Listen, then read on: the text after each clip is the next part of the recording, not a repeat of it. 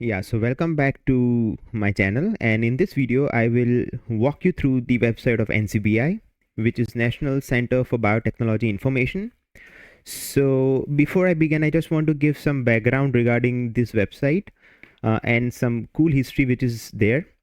So this website was first launched in the year 1988, and as you can see over here, uh, it has a domain which says gov, means it is a government website and it comes from the United States government. Now, NCBI stands for National Center for Biotechnology Information. Then follows NLM. So now what is NLM? NLM is National Library of Medicine. It is the world's largest biomedical library. So this library is actually hosting this website, which is of NCBI. Now, this library, which is National Library of Medicine, is a part of NIH. So NIH is National Institute of Health, and one of the departments or one of the branches of NIH is nothing but National Library of Medicine. So with this background, I will try to just walk you through this website. So this is the web page of NCBI, and as you can see on this web page, there are certain things. On the left hand side, there are certain resources that you can scroll through. On the right hand side, there are certain resources which are the most popular ones, and as you scroll down on the right hand side at the bottom, there is something which is called as NCBI News and Blog, where they mention the news and the updates which are taking place onto this website. Now, and in the middle, there are certain shortcuts to submit new sequences or submit certain kind of data or to download certain kind of data that you want. If you want to know more about the mission, vision, about the history of NCBI, you can go through these links. But the most important part of this website is this search box that you can see over here. Now this search box is basically called as Entrez search. So as you can see, I already have a web page over here. So Entrez, so this is the search bar which is called in NCBI. Now, in case if you open Google and if you search something on Google, you generally call it as a Google search. But if you try to search anything onto this website, it is basically called as a Entrez global query search. So now what is this? So the word Entrez is coming from the French word which means come in, and it mentions as Entrez global query search. So now what does the word global mean? The global mean that if you try to search anything over here, it will fetch all the information from all the databases which is available on the drop down menu over here. Okay, so for instance, let us do a quick search. So I will just type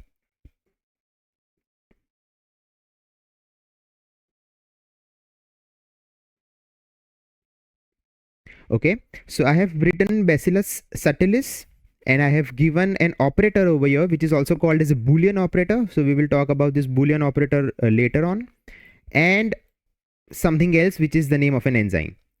So I want to get information from this website regarding the Bacillus subtilis and an amylase, and as soon as I click on the search button, it is running an Entrez query search. So what it will show is that it will provide all the information which is there in all the different databases which are found within the NCBI, or it will provide all the informations regarding the databases that are linked to NCBI. So now as you can see over here, if you want to get information regarding these keywords which you have already mentioned over here in the Entrez search, if you want to specifically want to go through the literature, these are the different databases which has the information about the keywords that you have mentioned over here. So you can go to bookshelf, you can go to PubMed, you can go to PubMed Central. I will talk about this, what is PubMed, what is PubMed Central, in my later videos.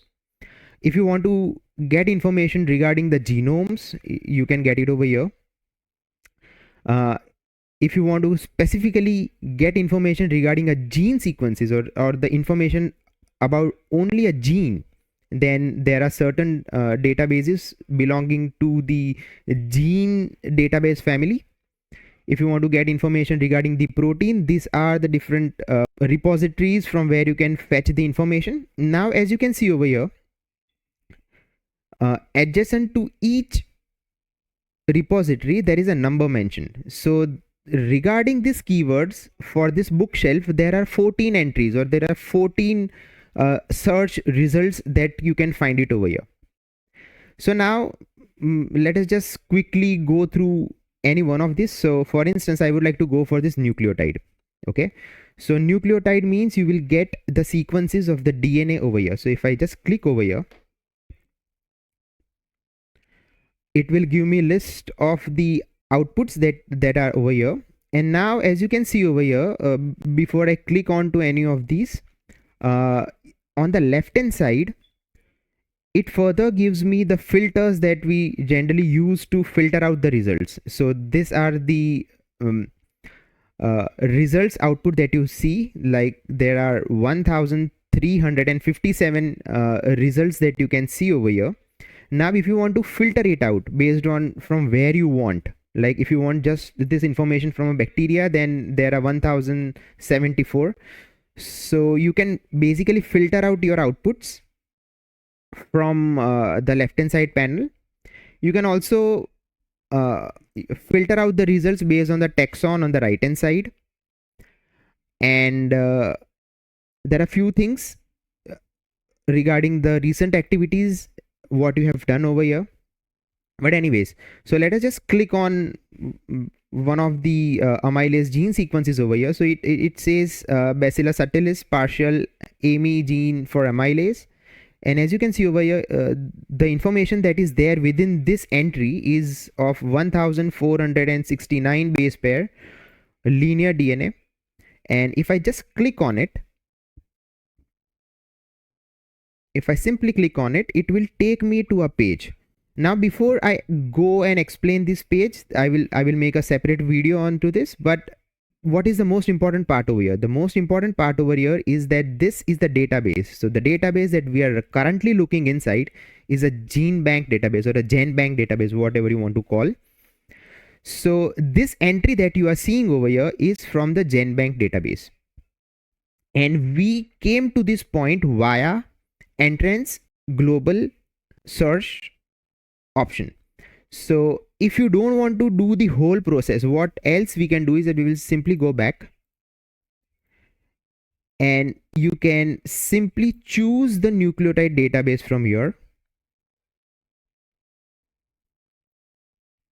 and simply click on search, and it will directly provide the information which is there within this nucleotide repository. You can get the same result over here, which is this one, and it will open the same data entry which is of the Bacillus subtilis partial gene AMI gene for amylase. And as you can scroll down, this is the sequence of the gene that they are talking about. So what is this? What is GenBank? What is the structure of the data which is there in the GenBank? We will focus in the next video. So let us just go back to the home page, and let us once again do the Entrez global query search. So if I just press on search over here again, and if you want to read about the research articles, then you can go to this option which says PubMed. So I will just click on PubMed or PubMed Central. There is a slight difference between them. In PubMed Central, all the research articles which are available will be open access, which means you can simply download it without any restrictions, and all the articles are open. Whereas in the PubMed, you might get certain subscription based articles as well as certain open access articles. So I will just click on this PubMed. Mind well, I will also create a separate video on what is PubMed and how to use it, but this is just for your reference. So these are all the different research articles which are pertaining to Bacillus subtilis and amylase gene will appear in front of you. There are a lot of filters which you can play around, and this is how the entrance search work. There is one more thing or couple of things that I want to mention over here. Why I have written AND over here. So AND is nothing but it is a Boolean operator. So there are three major Boolean operators which people use. The first one is AND, which I've already used over here. Second one is OR, means it will provide all the information of Bacillus subtilis or amylase. So any data which has any of this, either of any one of these keywords will be shown in your output. And the third Boolean operator used by the researcher is NOT, means it will provide information regarding this Bacillus subtilis, which is the name of a bacteria, but it will not provide any information regarding this gene or regarding amylase.